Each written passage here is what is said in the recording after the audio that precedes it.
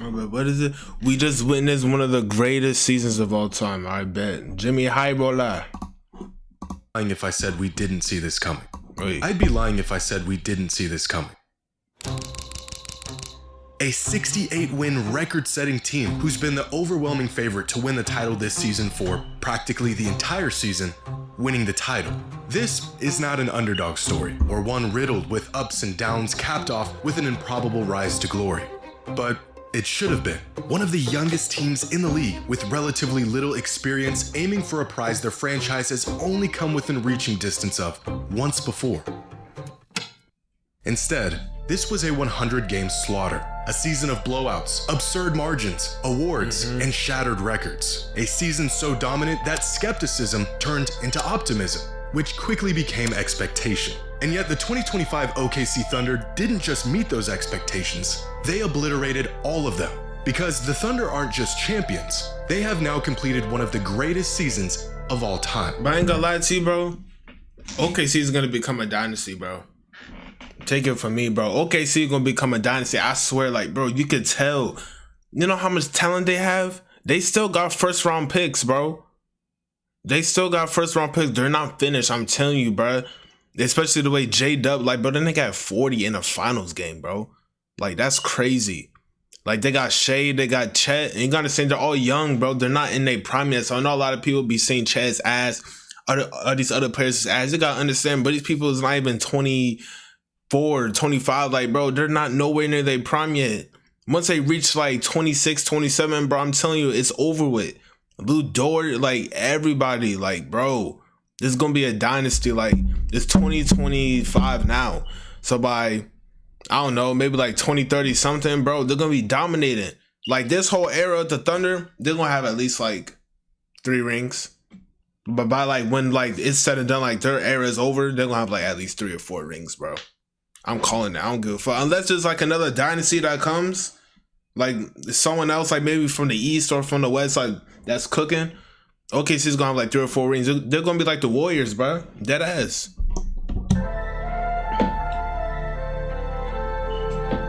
This goofy ass chair, bro. Like, damn, bro. This one throwing me off, bro. Hold on, let me pause this shit. This shit throwing me off. Like, what, bro? Oh my god, this shit about to blow me, fool. There we go. My bad. Bruh. Today's video is sponsored by SeatGeek. Whether you're looking for concert tickets or the best seats at the game, SeatGeek has it all. The #1 rated ticketing app with hopes for good. Get the code % off any tickets only on SeatGeek. 79 different teams have been crowned champions. Let me lower the volume because I don't want like it to be like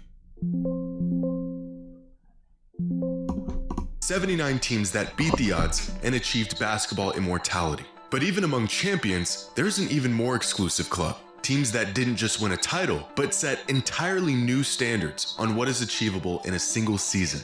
Of these 79 title-winning teams, only 8 of them achieved these 3 key metrics: a net rating of at least 10, an average margin of victory of at least 10, and at least 65 wins throughout the regular season. Those teams are the 71 Bucks, the 72 Lakers, the 92, 96, and 97 Bulls, the 08 Celtics, the 2015 Warriors, and the 2017 Warriors. These 8 teams are basketball royalty. So dominant that winning a championship was more of a victory lap than it was a testament to just how great they were. And without exception, all of these teams are regarded as the greatest teams for single seasons in NBA history.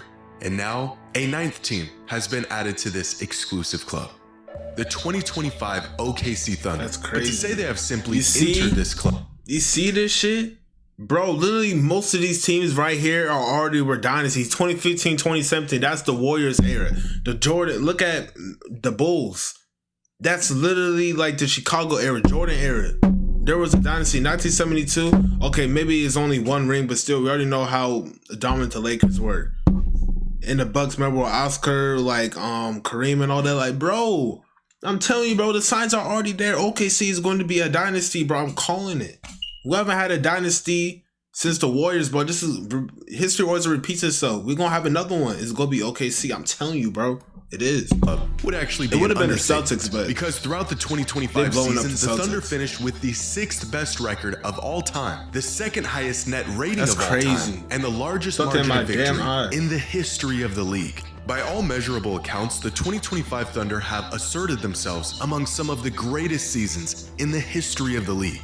In fact, they weren't just beating everyone. The Thunder spent the last 9 months completely eviscerating teams. In the NBA, a 20-point victory is cited as a blowout. On 29 different occasions, nearly a third of all of their games this season, the Thunder were up on their opponents by 20 points or more by the end of the 3rd quarter, which means 1 in every 3 games was already deemed a blowout before the 4th quarter even started. As the season progressed, the rapidly approaching realization that this team may just be having one of the greatest seasons of all time became clearer with each monumental beatdown. The MVP and scoring champion, a 23-year-old All-NBA guard by his side. Not 1, but 2 all-defensive juggernauts. A rotation so deep, you'd swear they just subbed in another starting unit. It didn't take an analyst to know we were watching something special. In fact, by the time the playoffs rolled around, a very uncomfortable conversation quickly followed. They are 4 wins away, Demonze, from one of the single greatest seasons in NBA history. Like they've won 79 games between the regular season and the playoffs. They could be as extravagant and arrogant as they wish. They just aren't. Are we seeing the potential of an all-time great team here? The NBA should be worried. Is this team truly one of the greatest teams ever? Or at the very least, are they having one of the greatest seasons One of them is ever? crazy. A dialogue that was They got routinely and one of the best justifiably seasons, I'll shot say down that. every time it came up. To even enter that Bro, discussion. Shea winning the MVP and the ring in the same season, bro. All-star. Was he an all-star starter? I think he was an all-star starter. I know he was an all-star, so either way, that's an accomplishment. Then you win the MVP. And then, because he was on a close race with Jokic. And Jokic is like a 3-time MVP, so him winning over him is crazy. Then you won the ring in 7 games. Oh my God, bro. Shea. Bruh. Shea's like that, bro. Him. They first had to win a championship, something that we've seen countless good teams fall short of. But not this one. Checking the final box on a season that is now certainly in that rare and exceptional group. But of all the things this Thunder team has in common with the greats that came before it, how they managed to pull it off is what sets them apart. Among the requirements of nearly every championship team are talent, depth, defense, execution, and experience. After all, the one glaring hole in OKC's armor going into the playoffs was their lack of it. The regular season and the postseason have become so disconnected in recent years that winning 68 games in historic fashion isn't nearly convincing enough if you haven't proven yourself in the playoffs. And as we all know, the road to a championship usually takes years, with countless casualties along the way. Players coming and going, heartbreak, entire roster identities changing in search for a winning formula. But this team didn't just win it all. They won it way faster than they should have. Over the last 30 seasons, the average age across the NBA is about 26.8 years bro. old. Throughout that same The time OKC span, is the mad average age young. of championship-winning rosters is about 2 years older, at 28.8 years old. Championship rosters are usually comprised of players with more experience, they're more battle-tested, and in many cases have spent years falling short of a championship before they finally achieve their ultimate goal. The 2025 Thunder being the exception, with an average roster age of just 24.8 years old. That's By crazy, far, under the youngest 25? team to win a title in nearly 50 years. In fact, most championship teams don't even have a single player, let alone an entire roster this young getting minutes in the playoffs. So not only have the Thunder just put together one of the most complete and dominant seasons the league has ever seen, they did it about 4 years ahead of schedule. So what is next for a team that essentially checked off every single box in a season? The burden of proving they can do it again. Over the last few days, See, I the said word it. dynasty has been thrown around. I said what it, it means bro. to be a dynasty and what it takes to build one. But if the current era of the NBA has taught us anything, it's that dynasties might just be a thing of the past. Every generation has seen at least one of these teams, whether it was the Celtics and the Lakers in the 80s, the Bulls of the 90s, the Lakers and Spurs in the 2000s, and the fuck is that Warriors in the sound? 2010s. And they have played a pivotal role throughout NBA history. At least they did, up until recently. Since 2019, the NBA has seen a different champion every year. 7 different teams across 7 seasons. The longest span of unique title winners in NBA history. As if winning a championship wasn't difficult enough, winning another one is magnitudes more difficult. And in recent times, it has become nearly impossible. With every team that shows signs of building something that will truly last, comes the stark reminder that it probably won't. Players seeking greener pastures, a championship run often bringing out the egos in everyone involved. They lose sight of the team. Sometimes it can simply be a logistical nightmare to keep a winning team together. Injuries can throw off timelines, young players get too expensive, old players get even older, the mileage adds up, and the window closes a whole lot faster than you would ever expect. Which means one of 2 things is true. Either we are truly in the era of parity and analytics, the speed of information, modern day roster constructions, and the depth of talent has made it virtually impossible to build a lead on the competition, or there will be a dynasty of the 20s. We just haven't seen it yet. But we may be looking at one in the making.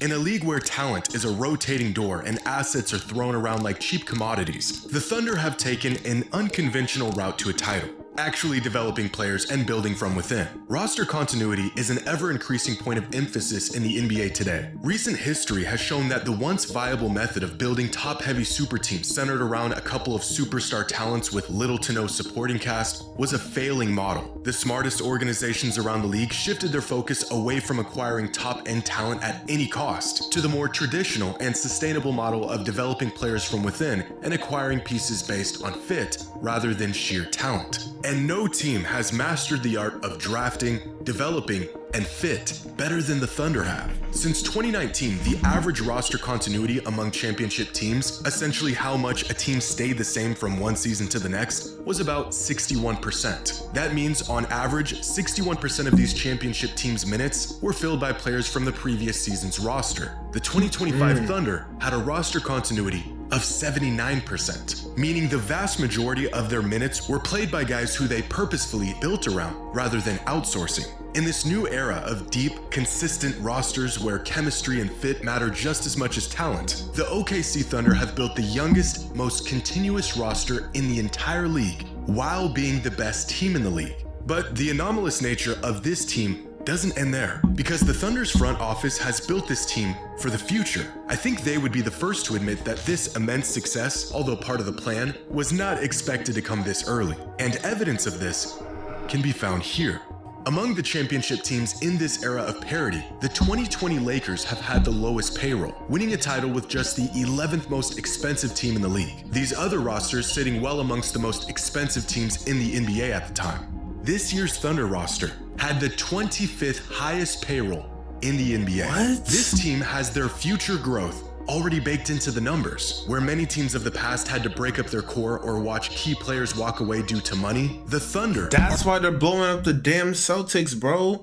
That's why there's barely not really that much dynasties, bro. This plays a big part in it too.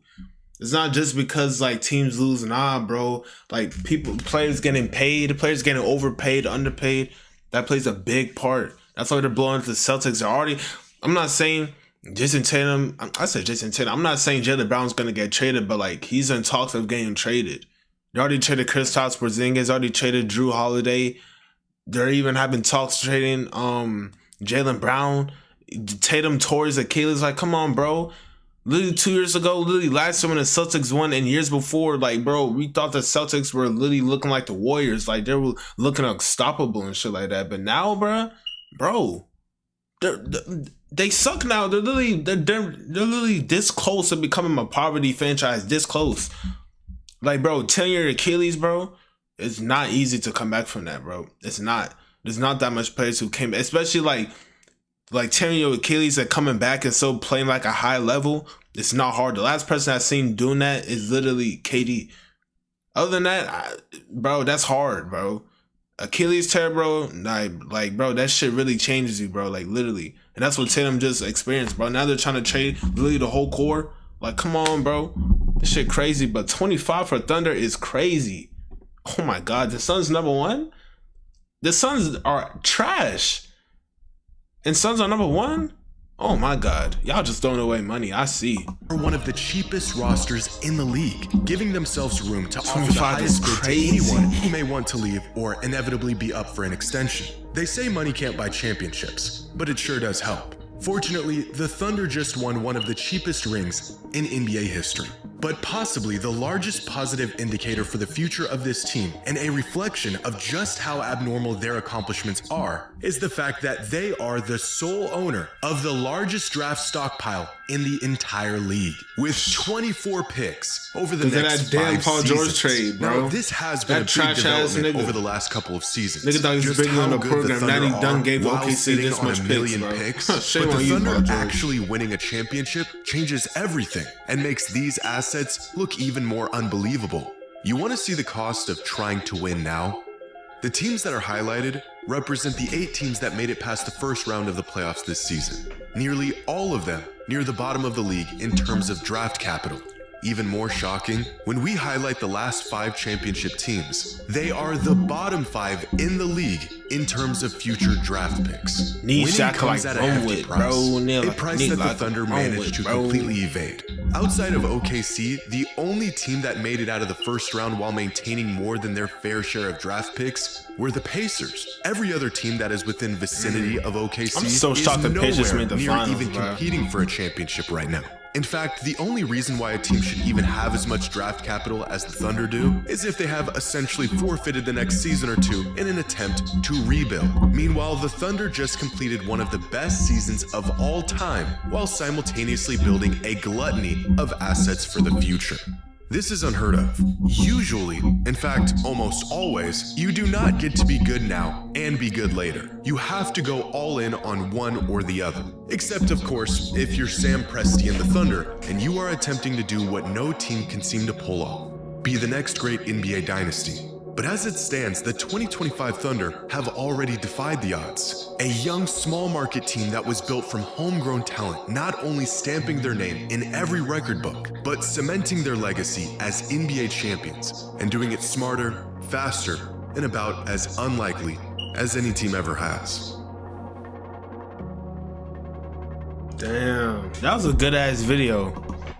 That was a good ass video, but bro, I ain't gonna lie, this season was actually good. You gotta understand, a lot of people, bro, like, bro, the thing about basketball, bro, a lot of people don't like basketball. I'm just not realizing that a lot of people don't like basketball. Like, literally, like, bro, most people just watch basketball, like the finals, NBA and shit. They just watch that for the storylines, bro. Or like just beef or like rivalries and shit. They don't actually like the sport basketball, like the sport being played. Look, I understand there's a lot of bullshit that be going on in the league, like the referees, bro, the way they present the game. I ain't gonna lie, some of it is bullshit, but like, I'ma still watch it because I like hoops, bro. A lot of y'all don't like hoops. Like, a lot of y'all, the crazy part is, that's how I know y'all be dick riding. I literally remember it was a 2021 finals. It was the Bucks and the Suns. I remember the super team with the Nets and like the Lakers. Everyone wanted that finals one with KD, Kyrie, Harden, and like LeBron and AD. Everybody wanted that finals. None of them made the finals, right? So it was Giannis and the Suns in the finals.